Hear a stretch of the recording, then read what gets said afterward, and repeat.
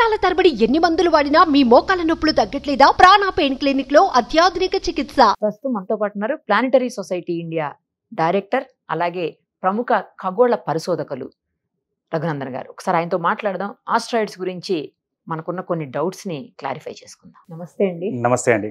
ఏంటండి ఆస్ట్రాయిడ్స్ చేస్తున్న ఈ భూమికి తాకిపోయి ఏదో అయిపోతుంది అని చెప్పేసి గత కొన్ని రోజులుగా చాలా చర్చలు నడిచాయి.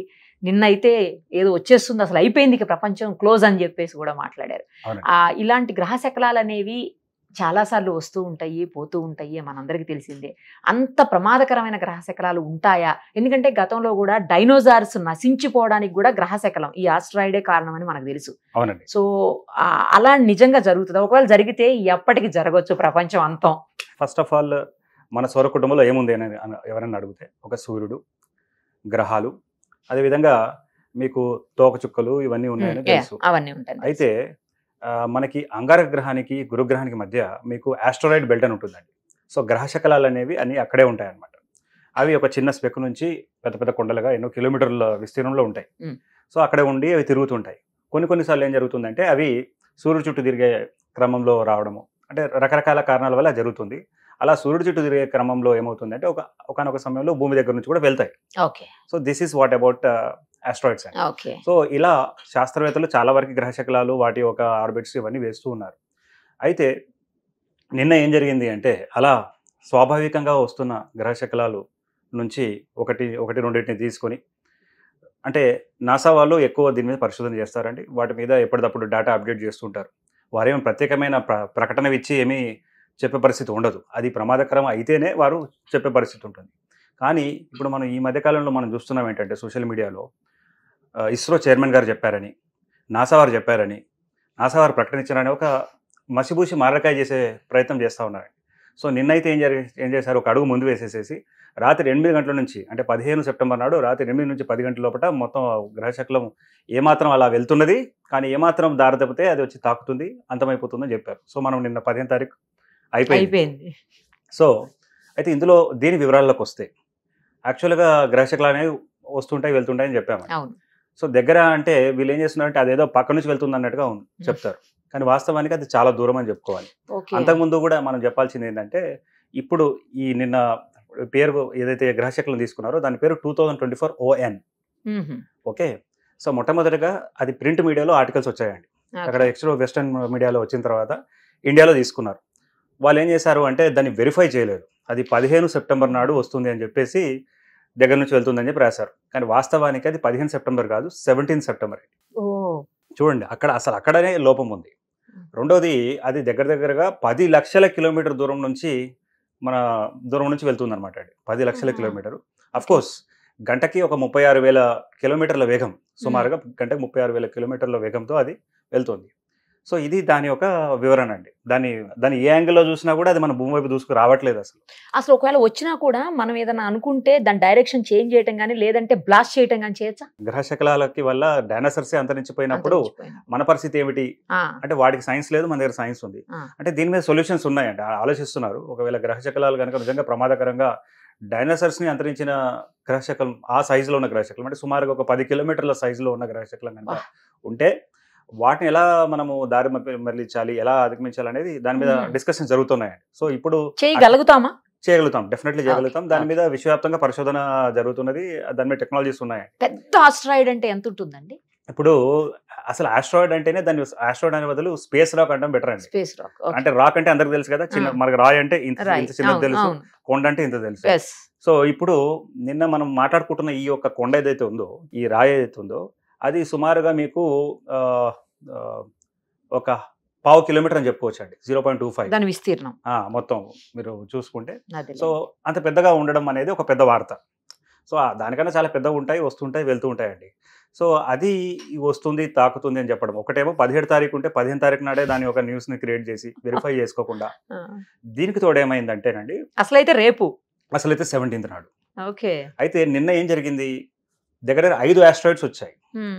వాటన్నిటి కూడా మీరు 2024 ON అని అన్నాను కదా. 2024 అని ఎందుకు పెట్టారు అంటే, అది ఈ సంవత్సరమే కనుక్కున్నారు కాబట్టి.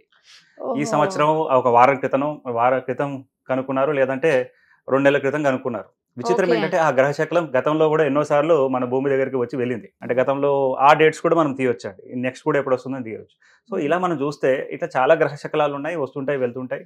సో మీరు అడిగిన ప్రశ్నకే వచ్చినట్లయితే ఖచ్చితంగా ఒకవేళ విశ్వాన్ని మొత్తం అంతా నాశనం చేసేంత పరిస్థితి కనుక ఏదైనా గ్రహశకలం ఉంటే ముందుగానే దాని మీద అనుకోవచ్చు. జాగ్రత్త తీసుకొని దానికి దారిలో Yeah. మెట్లించవచ్చు. దాంటే బ్లాస్ట్ చేస్తే సమస్య ఏంటంటే అది 2 ముక్కలై వస్తుంది మళ్ళీ.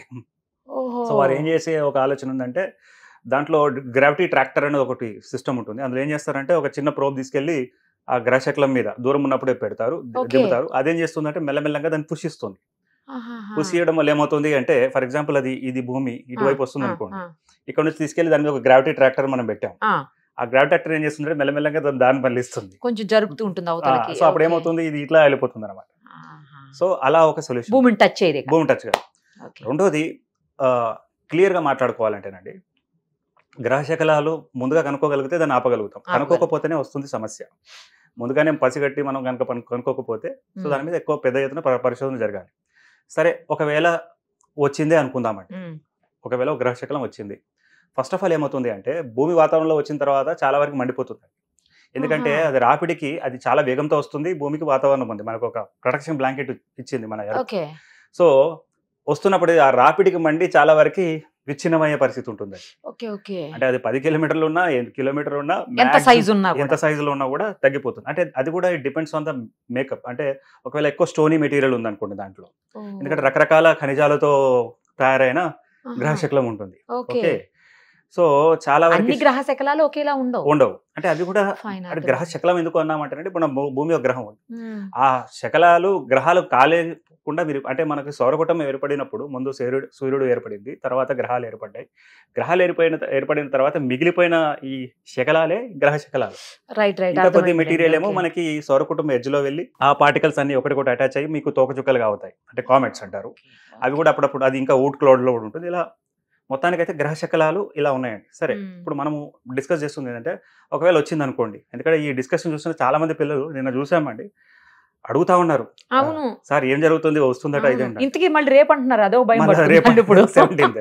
అంటే భయపడేది అవసరం లేదండి. యాక్చువల్గా మనం లిస్ట్ చూస్తే మనము రోజు వార్తలు వేసుకోవాల్సిందే. ఓకే. అంటే ఓకే. వెళ్తున్నాయి ఆహా. అవి.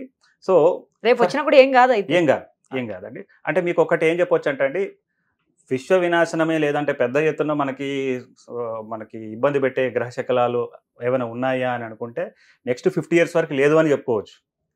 దగ్గరగా శాస్త్రవేత్తలు 2400 as on today hmm. 2400 potentially hazardous asteroids, ఓ. ప్రమాదకరమైన గ్రహ శకలాలు అనేటివి గుర్తించారండి ముందే. ఓకే. వాళ్ళు ఎప్పటికప్పుడు దాన్ని ఫాలో అవుతుంటారు. ఓకే. ఓకే. ఓకే. సో అంటే దానికి కొన్ని డెఫినేషన్ ఉంది. మ్మ్. 1, 2, 3 అంటే ఒకటేమో అది భూమి నుంచి 70 లక్షల కిలోమీటర్ దూరంలో నుంచి వెళ్తూ ఉండాలి, మొట్టమొదటి కండిషన్. రెండవది 140 అడుగుల కన్నా పెద్దగా ఉండాలి. మ్మ్. ఇంకోటి MOID, ఇట్లా ఒక 3 ఆస్పెక్ట్స్ ఉన్నాయి. ఓకే. ఇవన్నీ జరిగితే 70 లక్షల కిలోమీటర్ అంటే కూడా చాలా దూరమే కదండి. చాలా, అంటే ఇక్కడ ఒక చాలా తెలివి పెద్దది. ప్రశ్న వేస్తారు, సార్ మరి గంటకి 36,000 కిలోమీటర్లు అన్నారు కదా. మ్మ్. ఓకే, లక్ష అంటే 1,00,000 కిలోమీటర్లు 3 గంటలు కవర్ చేస్తుంది. 10 లక్షలు అంటే ఇట్లా డేట్లు వేసేసుకొని టైం వేసేసుకొని టైం ఫిక్స్ వేసుకొని చేసేసుకొని ఈ టైంకి మళ్ళీ వచ్చి తాకేస్తుంది, కొట్టేస్తుంది, తాకేస్తుందని అయిపోతుంది. రాసేసుకుంటున్నారండి. సో ఇది ఒక రకంగా బ్లెస్సింగ్ డిస్కస్ అని చెప్పొచ్చు. సో ఇప్పుడు మనం ఒకసారి సరే ఏదైనా వస్తుంది ప్రమాదకరంగా దూసుకుని వచ్చింది అనుకోండి, మనకు శాస్త్రవేత్తలు ముందుగానే కనుక్కోలేదు అంటే ఒకటి మొత్తం అందరికీ పెద్దగా వినాశనం చేసే దాంట్లో అయితే ఖచ్చితంగా ముందుగా అనుకుంటామండి. సమస్య ఎక్కడ వస్తుందంటే 1/2 కిలోమీటర్ కన్నా చిన్నగా ఉన్న గ్రహ శకలాలు, వాటిని మనం ముందుగా గుర్తించడంలో కొద్ది ఇబ్బంది జరుగుతుంది. ఎందుకంటే అవి చిన్నగా ఉంటాయి, అవి పెద్దగా కనబడవు అవి. సో వాటితో సమస్య వస్తుంది. ఈ మధ్యకాలంలో కూడా మనం హిస్టరీ చూస్తే 300 అడుగులు ఇట్లాంటి గ్రహశకలాలు ఉన్నాయి. సరే అట్లాంటిది ఏదైనా వచ్చినా మొట్టమొదటిగా భూమి వాతావరణంలో వచ్చి మండిపోవడం, భూమి వాతావరణం కూడా మండిపోయి ఇంకా అది దూసుకొస్తుంది అనుకుందాం. అప్పుడు ఏం జరుగుతుంది, మన భూమి మీద మనకు తెలుసు 1/3 ల్యాండ్ ఉంది, 2/3 వాటర్ ఉంది. సో మ్యాక్సిమం సముద్రంలో పడే అవకాశాలే ఎక్కువ ఉంటాయి. అర్థమైంది కదండి.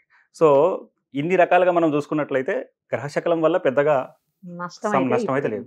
ఇంకొకటి సరే, సార్, అప్పట్లో పడ్డా స్కైలాబ్ ఏదో పడుతుంది, స్కైలాబ్ పడిపోతే అందరూ చచ్చిపోతారు అని ఏదో జరిగిందంట అప్పట్లో. అవునండి. అదేంటి? అంటే ఇప్పుడు చూడండి, గ్రహ శకలాలు అయితే ఇవి న్యాచురల్గా స్వాభావికంగా తిరుగుతున్నాయి, ఏర్పడినవి, ఇవంతా తెలుసు. మనము గత ఒక 6 దశాబ్దాలుగా ఏం చేస్తున్నామంటే చాలా శాటిలైట్స్ని పంపిస్తున్నాం, స్పేస్ స్టేషన్స్ని పంపిస్తున్నాం. మన భారతదేశం కూడా భారత్ అంతరిక్ష స్టేషన్ అని కూడా తయారు చేయబోతోంది. ఆ మధ్యకాలంలో ఏమైందంటేనండి, ఒక స్పేస్ స్టేషన్ దాని కాలం చెల్లిన తర్వాత దాన్ని డిఆర్బిట్ చేశారనమాట. అంటే భూమి వాతావరణంలో వచ్చి మండేలాగా చేశారు.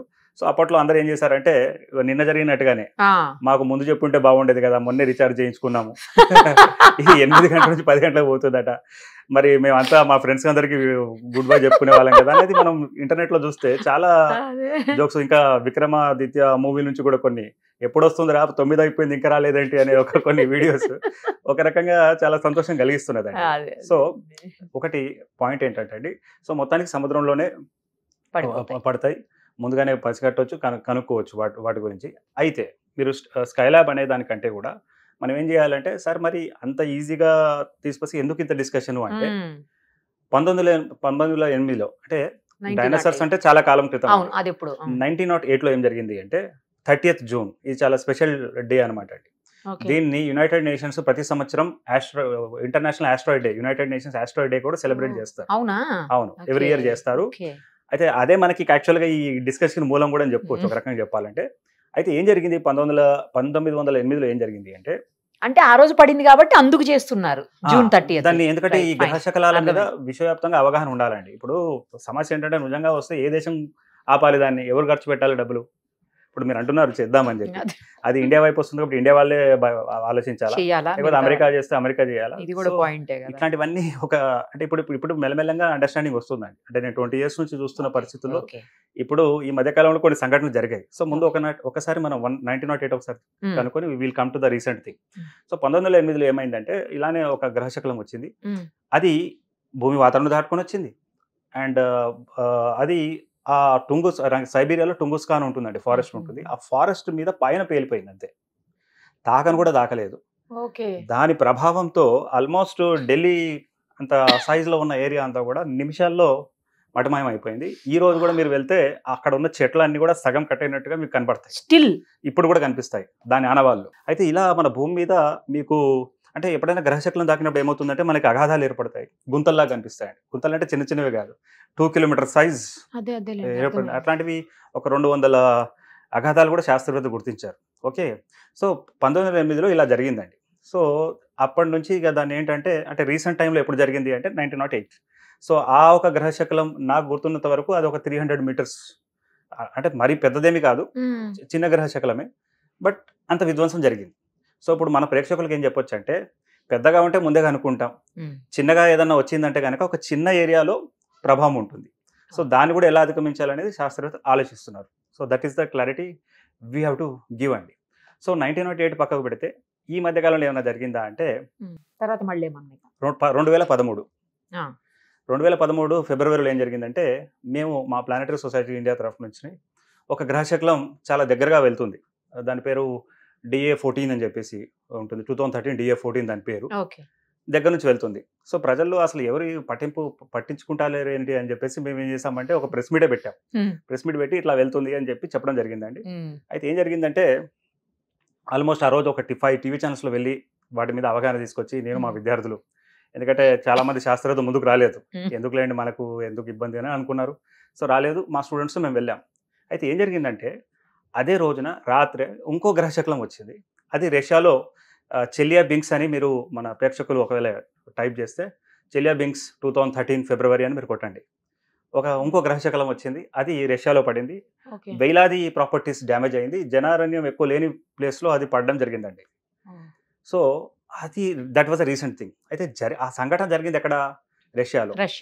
కానీ దాని మీద యునైటెడ్ స్టేట్స్ ఆఫ్ అమెరికా ఒక సినెట్ లెవెల్ కమిటీలో, అంటే వాళ్ళకున్న పార్లమెంట్ లెవెల్లో ఒక కమిటీని వేసి నాసా చీఫ్ని, అక్కడున్న ఎయిర్ ఫోర్స్ చీఫ్ని పిలిపించి అసలు ఇది ఎట్లా వచ్చింది, ఎప్పుడు వచ్చింది, మీకు ఎప్పుడు తెలిసింది అని చాలా సీరియస్గా తీసుకున్నారు వాళ్ళు.